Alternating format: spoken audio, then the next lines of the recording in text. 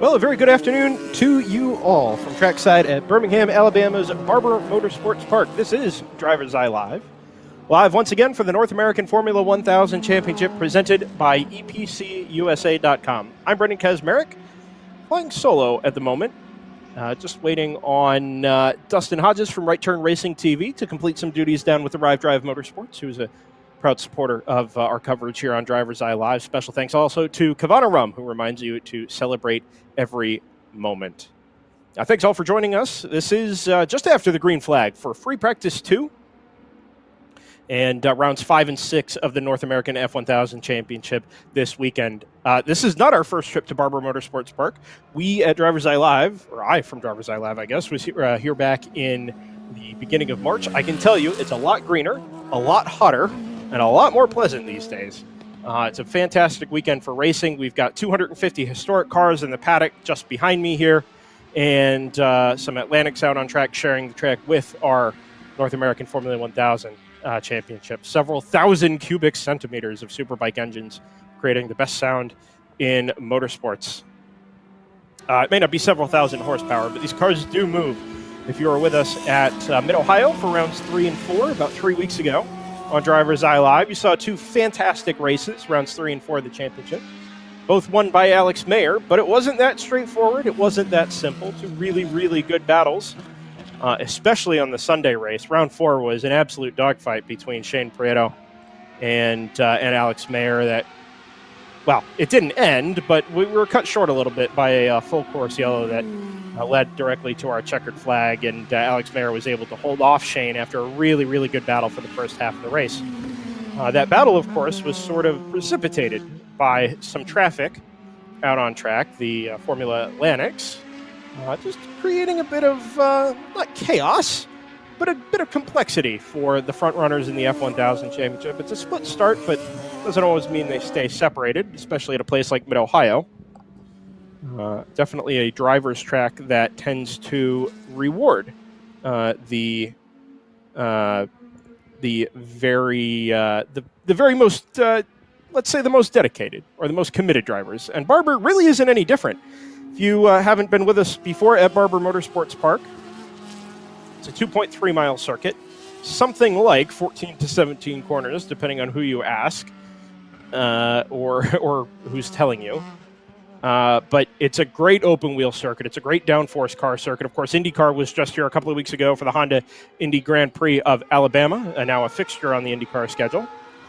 And even the feeder series cars, the Mazda Road to Indy, such as it is now, all the way down through the sort of cars we see along the Formula Race Promotions circus, put in a good show here as well. I think from memory, this will be the first time the F1000s have been to Barber since they joined the FRP schedule a couple of years ago. And I'm actually really excited to see how this goes. We've got a good vantage point here at start-finish, looking out over the front straightaway. You've got a great vantage point from trackside. This is the exit of turn 12, down the hill. It's a fast left-right-hander just before this camera. And as he crests the hill, the car gets very, very light. And then you've got a blind turn into this right-hander at the compression at something like 110 miles an hour, 120 miles an hour on a fully committed lap.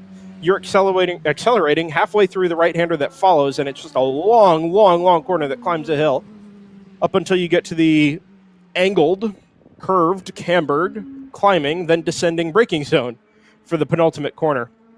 The right-hander and then the left-hander that leads on to the front straightaway, that 90-degree corner.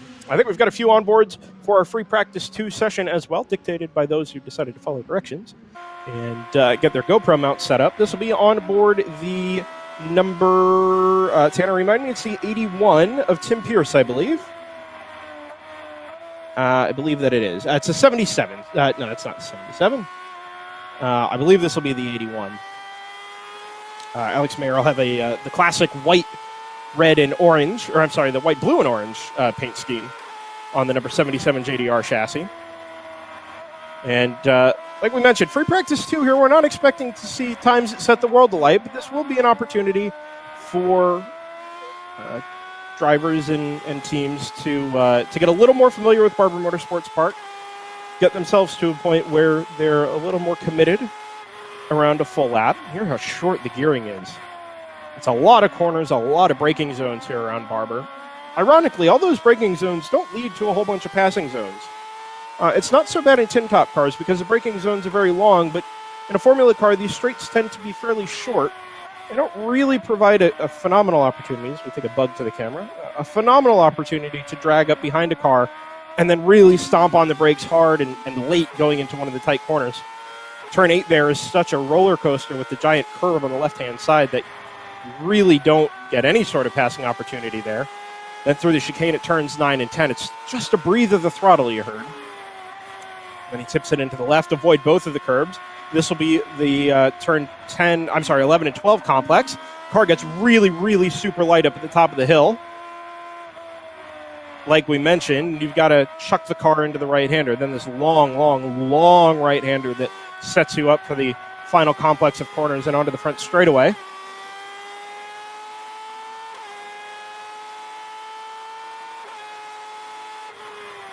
Down into the braking zone once again at turn number 5. I'm sorry, this will be at turn 1. I'm looking out the window. This is the 81, I believe, of Tim Pierce we're on board with. And as our producer up in the Great White North points out, the second stream in a row we've killed the bug. I just got done cleaning the first one. So, once again, for those of you new to the North American Formula 1000 Championship, or all of you for being new to live streaming with the North American Formula 1000 Championship, being that this is the first time, the first season that DriversEye Live has partnered with the F1000 series, presented, of course, by EPC USA. And a special thanks to Kavana Rum and Right Turn Racing TV for making this a reality. These open-wheel cars are tube-frame cockpits and chassis, 1,000cc superbike engines in the back, making enough horsepower, that's for darn sure. 800 pounds with the driver in, or without the driver, 800 pounds fueled up on the scales. Throw the driver in it, and you go send it. And for the schedule we've got in 2021, we've already been to Carolina, we've already been to Mid-Ohio. We're here at Barber. We're going to go to Road America, we're going to go to Autobahn, we're going to go to Summit Point, and we're going to go to Pittsburgh twice. Phenomenal circuits all across the eastern half of the country to do some open wheel racing. Of course, we're sharing the track with the Formula Atlantics that run with Formula Race Promotions. And I'm not here to wax lyrical about the F1000s, although I think a number of people would have an interest in me doing so. I would say that dollar for speed and dollar for fun, F1000 is about as good as it gets. These cars doing not that, well, really any slower than the Formula Atlantics at the top of the field. The 21.4 is the fastest overall lap. I'm sorry, 20.6 is the fastest overall lap at the moment, as I readjust my mental state over to Race Monitor. A 1:23.567 from Alex Mayer is the fastest lap of Free Practice 2 thus far. Charles Livingston, new to our streams here on DriversEye Live, is second in the Formula 1000 category, 1:27 flat after 4 laps. So as the F1000s come up to speed, it's a good lap from Charles, and it's good to see another entrant as part of the entry list here this weekend. Got 6 Formula 1000s and a handful of Atlantics to share the track with them to kind of fill things out a little bit. But at least for the moment, these 6 F1000s, it only takes 2 to make a race, and we've done substantially better than that.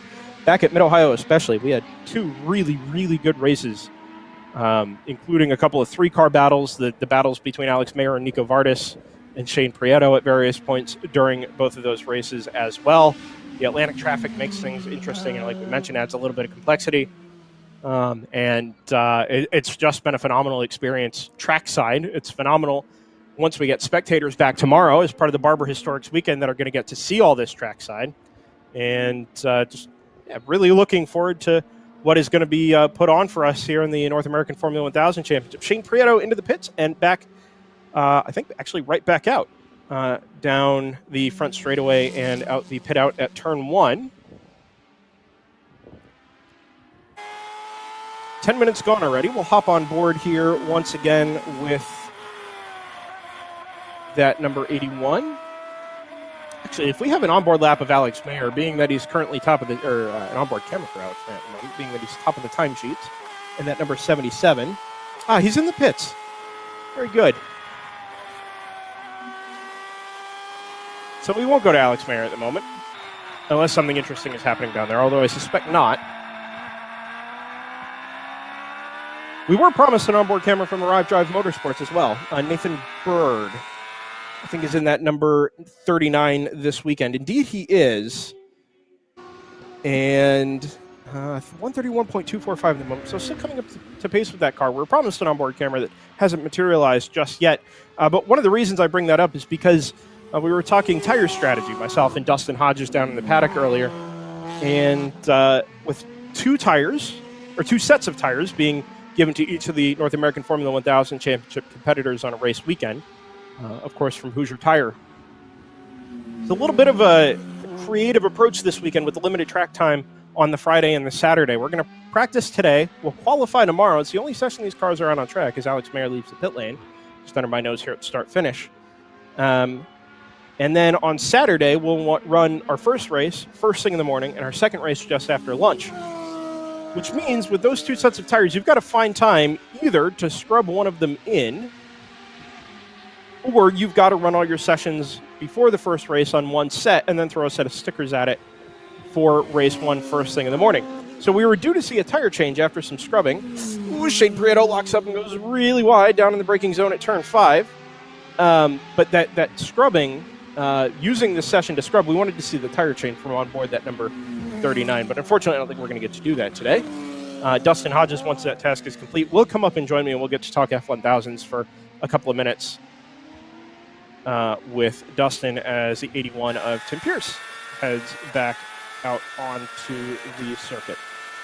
On board with Alex Mayer, it's a little tilted today. Not sure what's going on there, but we'll ride on board with Alex here for about a lap and a half. This is down at the turn 7 and 8 complex.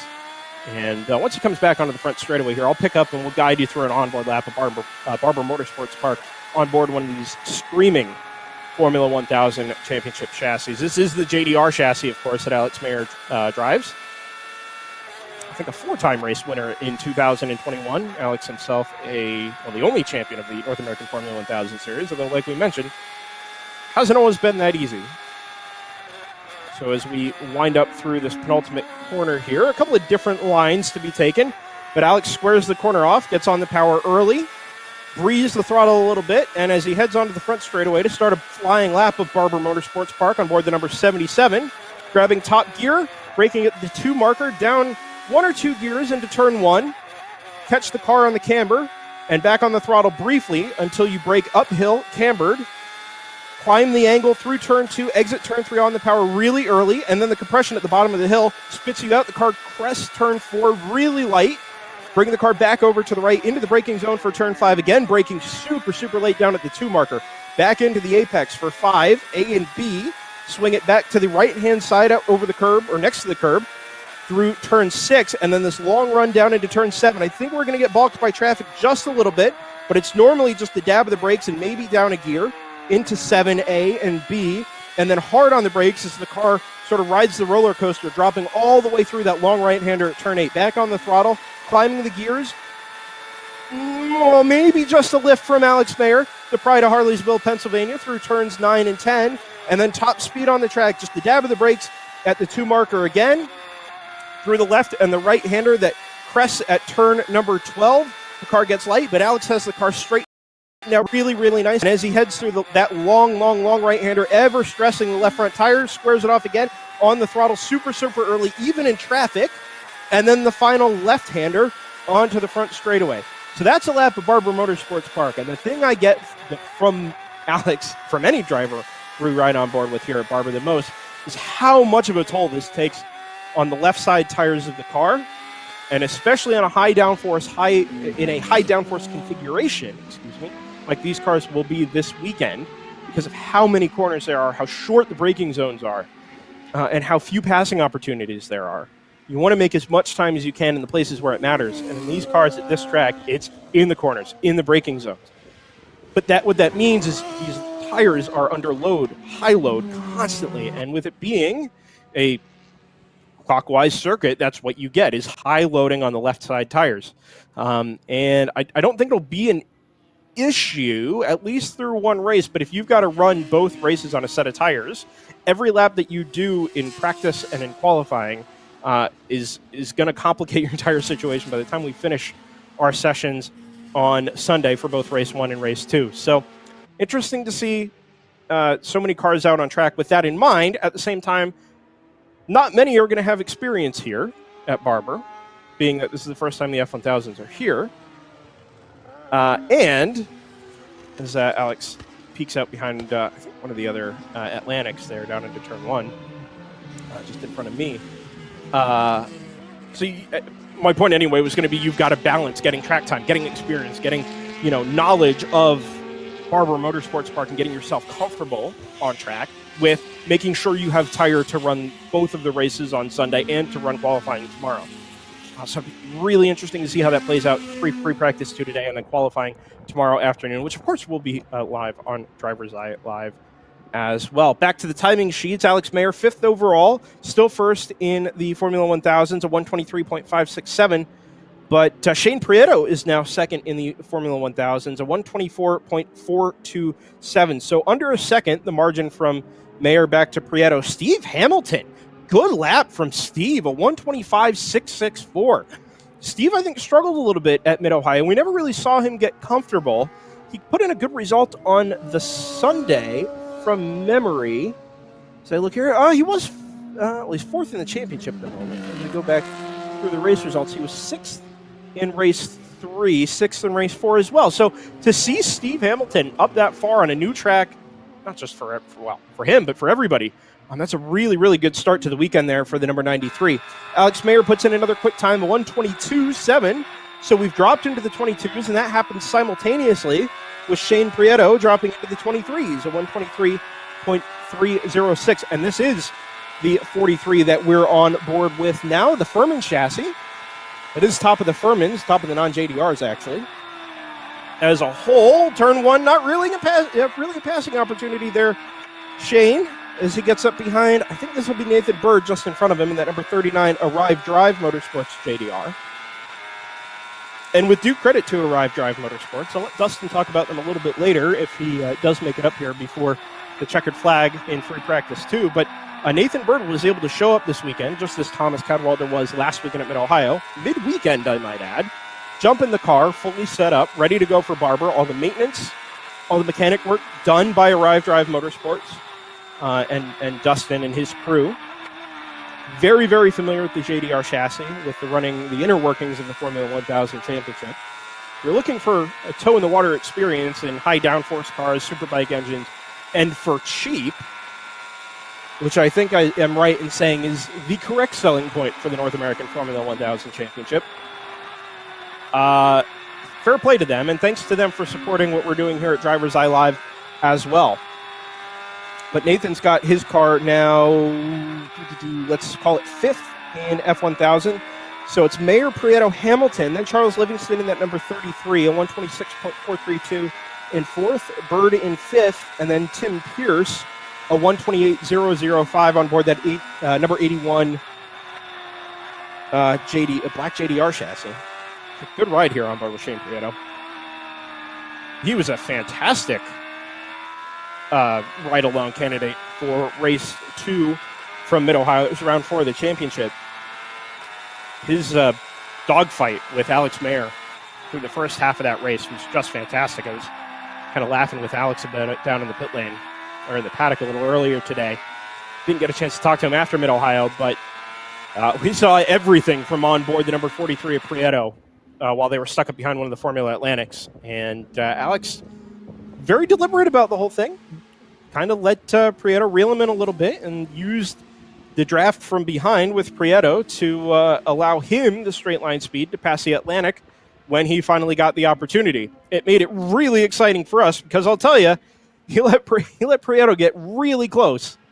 He did have a move done, side by side down into the keyhole about halfway through the race before they just eased each other towards the edges of the track a little bit on the run through the kink at turn 3 and then eventually into the braking zone at turn 4 through Madness. Those races, by the way, available on the DriversEye Live Facebook. I'm sorry, they are on the Facebook as well, but especially on the DriversEye Live YouTube. All of the sessions from Mid-Ohio are archived. I've watched them all several times now, both to learn what we can do a little better here on DriversEye Live, but also because they were 2 really dang good races. And we expect nothing less here from Barber. It's a fantastic facility. And everybody we've had the chance to be involved with this weekend has been really, really great in helping us with getting all the resources we need to do what we do as part of the F1000s. If you're near Barber Motorsports Park, by the way, I'm sure not many are, being that this is primarily an East Coast and sort of Mid-Atlantic-based championship. We do go to Road America and Autobahn later in the season. But the Barber Historics are running this weekend. Saturday and Sunday will be open to spectators for historic sports car racing. All kinds of, something like 250 cars, I think, in the paddock, just from HSR this weekend, in addition to 60 or so from Formula Race Promotion. So a little bit of everything. You got modern sports cars, historic sports cars, modern open wheels, historic open wheels. And that'll be 2 more really, really good days of on-track action from the 2.3-mile Barber Motorsports Park. Vision back at turn number 13. It's hard to describe to you how quick race cars are through that corner. It's a big, wide-open runoff. Like you see all the grass on the bottom of the screen there, but even from that far away, when you're standing up against the barriers, it's just so quick. And there's a compression through that painted curb on the right-hand side, driver's right-hand side, as you come down to the bottom of that hill here. It's super high commitment. The car really compresses down low. When we were here for WRL back in March, there were cars that were dragging their splitter through the compression there and kind of sending sparks off the left front. Not so here with the front wings and Formula cars, but they still really, really move. And these F1000s will be the second, I think I'm right in saying they're the second quickest category of cars on track this weekend. Mayer's quick time still at 122.7. Shane Prieto at 123.3. Hamilton still in the 25s at 125.6. So Mayer and Prieto sort of separating themselves at the top of the field. I'm still super impressed with Steve Hamilton up into third in his JDR chassis. Back on board with Prieto. Under the bridge there. Eagle-eyed viewers may notice, or may have seen before, been to Barber Motorsports Park, a visitor or a guest dangling from the walkover bridge there. There's a little sort of doll, for lack of a better word, not that kind of doll, just a doll, hanging from the bridge, waving, for lack of a better description there, to the drivers as they pass under the bridge, dabbing the brakes on the way into turn 7. And that's a good sequence of corners as well. Not terribly quick. You're probably 85 miles an hour through that first right-hander, and then really, really slow. Slowest corner on the track through turn 8, which is the really sharp right-hander that falls away down the hill. We're right on board with Shane here for a minute. He's able to go a little bit deeper into the braking zone there at turn 1. Still on the throttle pretty early. But this is such a long corner that there are so many lines you can take to set yourself up going through turn 1. Some will keep the exit of turn 1 pinched in really tight to the left so that they can arc turn 2 all the way through. Others will take the approach where turn 2 is such a long corner that just take all the road you need on the exit of turn 1, fire it up past the first apex of turn 2 on the throttle, and then let it arc out wide and dime in the corner off to get a really nice straight run up the hill through turn 3 as you crest the hill at turn 4. Big ride over the curb on the left-hand side, and that's our first view of a lap under attack here at Barber, where we're just absolute maximum curb usage, absolute maximum road usage. We're flat out through the chicane at turns 9 and 10. High downforce, really high power and high commitment there from Shane Prieto. The dab of the brakes through turn 11. Turn 12, again, the car's got to be straight as you crest that hill. Just about, well, not quite flat, through the right-hander at turn 13. And then it's just sort of this meandering, search for a braking point at turn 14 for that right-hander there. But Shane's done well, and as he comes across the line, he hasn't improved. It's a 124.262. It's probably worth mentioning here, even though that was a clear lap, being 7/10 or so off of his quickest time of the day. It's awfully hot here this weekend. We're well into the 80s this afternoon here in Birmingham. It's not terribly humid. There is a little bit of a breeze, but what that means is that the track temperature is actually very high. And with 2 sets of tires, like we mentioned, probably doesn't behoove you to push very hard and sort of wear all that rubber off the surface of the tire, or wear the tread off the surface of the tire before you get through qualifying, and then, of course, the 2 races on Sunday. That single qualifying session, by the way, we're just waiting for a little confirmation on how that's going to set up the grid on Sunday for race 2, whether it'll be qualifying times. I think Dustin was going to have that for me, but he hasn't joined me just yet up here. Whether the qualifying times will set race 1 and race 2's grid, or whether race 2 will be set by fastest lap from race 1. So we'll have to wait and see there. I can pretty comprehensively say I don't think we're doing reverse grids in the North American Formula 1000 Championship, although we do split our starts, of course, behind the Formula Atlantics. So as we crest 26 minutes of running time, happy to say it's been all clean and green so far for the North American Formula 1000 Championship. Fortunately, off the heels of a, rather comprehensively destroyed, I think it was an MG in the previous session just before this. They were doing some barrier repair just as we were getting ready to go live, and I think just got away without another track delay by the skin of our teeth.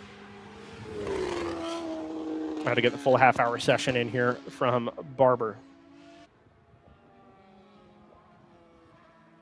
No real improvements this late in the session, like we mentioned, with all the tire temperature, or the tire temperature buildup and the quick wear rate on such an abrasive, well, it's not an abrasive surface, it's just a high-loaded track layout, right? So that's where you're going to lose most of your grip and most of your time, as the checkered flag falls on, I think, the number 39 there of Nathan Bird. He'll be the first to end our session. Free practice 2 from Barber Motorsports Park. Shane Prieto does exactly the same. Does not improve that last time, but he was pretty consistently there in the 124s, a 124.392. Mayer has reset his quickest lap of the session after 14 laps, a 122.306. So good work there by Alex to get down into the 22s. He thought pole time was going to be a 22 this weekend. I'm hoping he was under-promising a little bit. That seemed to be the case. Heard mention of a 19, but I told him not to promise me a 19 and then not deliver it again. We spent a lot of time at Mid-Ohio last weekend waiting to see a 119 pop up next to Alex's name, and it just never happened.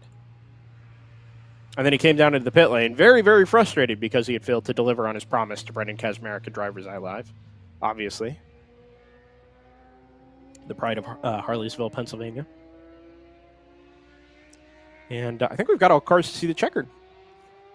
So I've made it through just about half an hour solo, which is no easy task. Dustin Hodges of Right Turn Racing TV has failed me. But that's okay, because tomorrow on DriversEye Live, we're going to be with you for qualifying for rounds 5 and 6 of the 2021 North American Formula 1000 Championship. The Atlantic Formula 1000 qualifying session begins at 9:50 Central Time, 10:50 Eastern, and you can convert that wherever else you need to. It'll be 11:50 in Halifax. Anyway, be roughly a half an hour session, 25 to 30 minutes in our time certain schedule this weekend for the Barber Historics. And as we get a cold track here, before we get into too much trouble for showing what's coming up next here, actually. Group 3 for HSR. I think we'll call that a wrap on free practice 2. So a quick rundown. Alex Mayer finishes the session at the top, 122.306. Shane Prieto, a 123.306. So actually, exactly a second there between Mayer and Prieto, which is kind of convenient. Steve Hamilton, finishes the session P3. Like I said earlier, really good work from Steve, 125.684. Nathan Bird in the Arrive Drive JDR chassis, 125.763. Coming to grips with his new ride this weekend. And Charles Livingston will round out the top 5. The number 33, a 126.432. Tim Pierce, P6 in the number 81. And that music means it's time for us to be done. From Barber Motorsports Park, DriversEye Live. Reminder, 9:45, 9:50 tomorrow morning, Central Time, from Barber Motorsports Park, so we can qualify for rounds 5 and 6 of the 2021 North American Formula 1000 Championship, presented by EPCUSA.com. With thanks to Kavana Rum, who reminds you to celebrate every moment. and of course to Right Turn Racing TV and EPCUSA.com. I'm Brendan Kazmarek for Driver's Eye. Behind the cameras, Tanner Johnson on production. Thanks everybody for joining us for Free Practice 2, and we'll see you tomorrow morning for qualifying for rounds 5 and 6 from Barber. See you then.